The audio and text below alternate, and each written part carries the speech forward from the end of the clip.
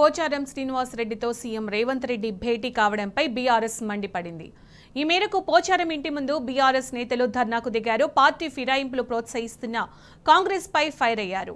మాజీ స్పీకర్ పోచారం ఇంటి దగ్గర బాల్కా సుమన్, దూదిమెట్ల బాలరాజు, గెల్లు శ్రీనివాస్ యాదవ్, వాసుదేవరెడ్డి, రాకేష్ కుమార్ సహా పలువురు బీఆర్ఎస్ నేతలు ధర్నాకు దిగారు. అయితే సీఎం రేవంత్ ఇంట్లో ఉండగానే బాల్కా సుమన్, బీఆర్ఎస్ నేతలను పోలీసులు అడ్డుకున్నారు. ఇదే సమయంలో బీఆర్ఎస్ నాయకులపై కాంగ్రెస్ గుండాలు దాడులకు పాల్పడ్డారు. దీంతో పోలీసులకు బీఆర్ఎస్ నేతలకు మధ్య వాగ్వాదం చోటు చేసుకుంది.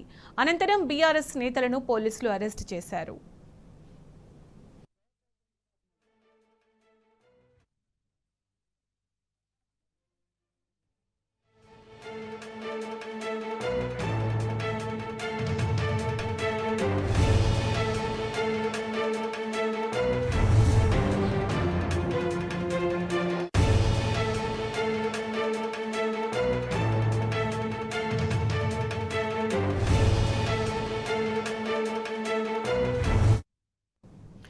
పోచారం ఇంటి దగ్గర బీఆర్ఎస్ నేతల అరెస్టుకు సంబంధించి పూర్తి సమాచారం మా ప్రతినిధి లివిల్ అందిస్తారు. లివిల్, ఇవాళ బీఆర్ఎస్ పార్టీలో గెలిచి బీఆర్ఎస్ పార్టీ నుంచి గతంలో పదవులు అనుభవించి ఇవాళ పక్క పార్టీలకు వెళ్లేందుకు సిద్ధమైన మాజీ స్పీకర్, మాజీ వ్యవసాయ శాఖ మంత్రి పోచారం శ్రీనివాస్ రెడ్డి ఇంటికి కాంగ్రెస్ పార్టీ పిసిసి అధ్యక్షుడు ముఖ్యమంత్రి రేవంత్ రెడ్డి వెళ్లారు. ఈ నేపథ్యంలోనే బీఆర్ఎస్ నేతలు సైతం ఎలా చేర్చుకుంటావు, ఎలా వెళ్తావు అని చెప్పేసి కూడా ఒక మెరుపు ధర్నా చేశారని చెప్పుకోవచ్చు. ఒక్కసారిగా బీఆర్ఎస్ నేతలంతా పోచారం శ్రీనివాస్ రెడ్డి ఇంటికి వెళ్లి ఒక్కసారిగా నిరసన కార్యక్రమాలు తెలియజేశారు.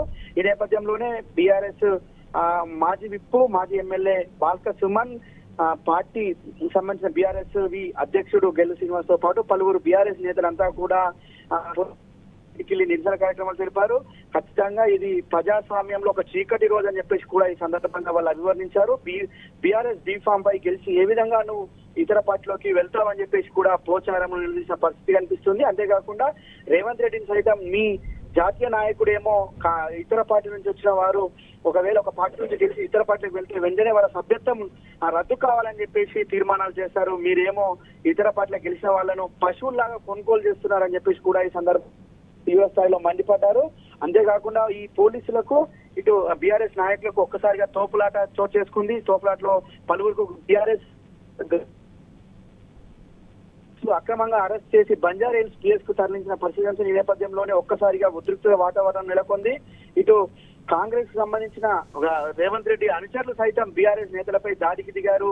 ఆ దాడుల నేపథ్యంలో ఒక్కసారిగా పోలీసులు సైతం వారిని నివారించకుండా అటు వారికే వంటవాడే విధంగా పోలీసులు తీరు వివరించారని చెప్పేసి కూడా బీఆర్ఎస్ నేతలంతా మండిపడుతున్నారు. పోలీసులు ఒక సీఎం కు మెప్పు పొందేందుకే ఇలా కాంగ్రెస్ గుండాలు దాడి చేస్తే కనీసం పట్టించుకున్న పాపన పోలేదని చెప్పేసి కూడా బీఆర్ఎస్ విమర్శించారు. వారిపై ఇదేనా ప్రజాపాలన, ఇదేనా కాంగ్రెస్ మార్పు అంటే అని చెప్పేసి కూడా తీవ్ర స్థాయిలో మండిపడ్డ పరిస్థితి కనిపిస్తుంది. వాళ్ళ ఖచ్చితంగా ఒక ప్రజాస్వామ్యంలో ఒక పార్టీలో గెలిచి ఇతర పార్టీలకు ఏ విధంగా వెళ్తామని చెప్పేసి కూడా నిలదీసే ప్రయత్నం చేశారు. వారిని బీఆర్ఎస్ నేతలంతా కూడా వారిని వారించేందుకు పోలీసులంతా కూడా ఒక కాంగ్రెస్ కార్యకర్తలాగా వ్యవహరించారని చెప్పేసి కూడా ఇటు బీఆర్ఎస్ నేతలంతా మండిపడుతున్నారు. కాంగ్రెస్ కార్యకర్తల తరఫునే మీరు చేసిన పని అని చెప్పేసి కూడా అక్కడే వాగ్దానం దిగారు. ఇప్పటికైనా కాంగ్రెస్ సంబంధించిన నేతలు ఆలోచించాలి.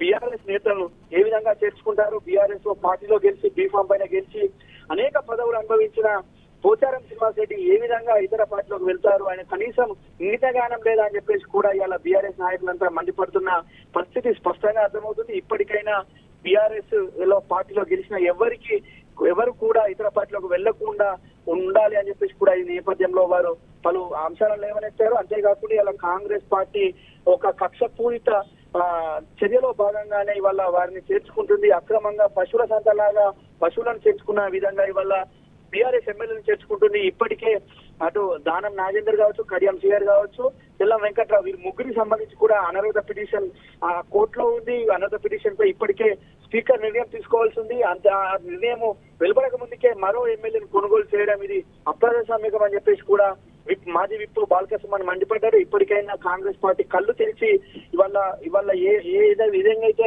కొనుగోలు చేస్తున్నారో అదే విధంగా రేపు తగిన శాస్త్ర జరుగుతుంది, తగిన బుద్ధి జరుగుతుందని చెప్పేసి కూడా ఈ సందర్భంగా లేవనెత్తిన పరిస్థితి ఉంది. ఖచ్చితంగా వారిని అక్రమంగా అరెస్ట్ చేసి బంజారాహిల్స్ పిఎస్ కు తరలించారు.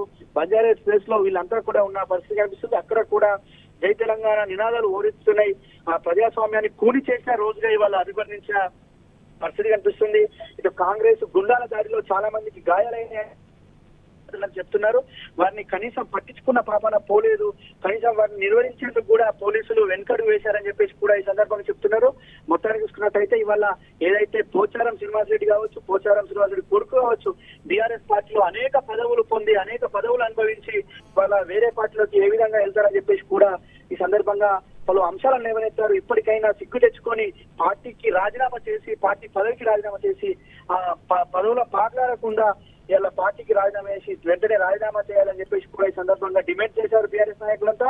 బాల్క సుమన్ కు సైతం ఒక మాజీ విప్పని చూడకుండా పోలీసులు వివరించిన తీరు ఇది ఒక అప్రజాస్వామికం అని చెప్పేసి కూడా ఈ సందర్భంగా వారంతా చెప్తున్న పరిస్థితి కనిపిస్తుంది. ఏదేమైనప్పటికీ వాళ్ళ తెలంగాణలో ఒక చీకటి రోజుగా వారు అభివర్ణించారు. మొత్తానికి తెలంగాణ సమాజం స్మరించుకునే విధంగా ఇలా మాజీ స్పీకర్ పోచారం శ్రీనివాసరెడ్డి వివరించిన తీరు దీనికి నిదర్శనం అని చెప్పేసి కూడా ఈ సందర్భంగా చెప్పారు. మొత్తానికి వాళ్ళ బీఆర్ఎస్ నేతలంతా ఒక్కసారిగా అక్కడ నిరసన కార్యక్రమాలు పిలుపునిచ్చిన నేపథ్యంలో కార్యకర్తలంతా కూడా అక్కడ చేరుకున్నారు. వారిపైన కాంగ్రెస్ గుండాల దాడి హేమమైన చర్యగా ఇవాళ బీఆర్ఎస్ పార్టీ సంబంధించిన శ్రేణులంతా అభివర్ణిస్తున్నాయి. వారంతా కూడా వారందరినీ అరెస్ట్ చేసి బంజారాహిల్స్ కేసులో ఉంచిన సంగతి తెలిసిందే సునీత. రైట్ లివిల్, థ్యాంక్ యూ.